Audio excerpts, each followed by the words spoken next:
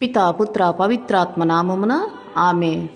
ఈరోజు మత్తయి సువార్త 24వ అధ్యాయం 42వ వచనంలో మనం సిద్ధంగా ఉండాలని మనిషి కుమారుడు మనం ఊహింపని గడిలో వచ్చును అని వినియున్నాం కదా.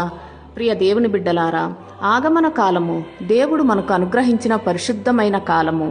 ప్రభు యొక్క రాకడకు మనల్ని మనం సిద్ధపరచుకోవాలి. ఆగమనము అనగా వచ్చుట, వేంచేయుట. మెస్సయ వేంచేయు కాలము, క్రీస్తు ప్రభు వచ్చు కాలము, మనకు ఆశీర్వాదములు వచ్చు కాలము, నిరీక్షణ కాలము. యేసుక్రీస్తు శరీరము ధరించి క్రిస్మస్ రోజున మన ఎదురుగా రాబోతున్నాడు.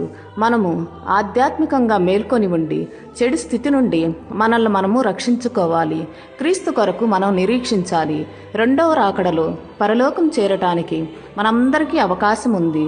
మనమందరము కూడా సమాధానపడి క్షమాపణ అడిగి తగ్గింపు జీవితం జీవించి పశ్చాత్తాపం పొంది మారు మనసు కలిగి క్రీస్తు చెంతకు నడిచే గొప్ప భాగ్యమును దయచేయమని ప్రార్థించుకుందాం. ఆమేన్.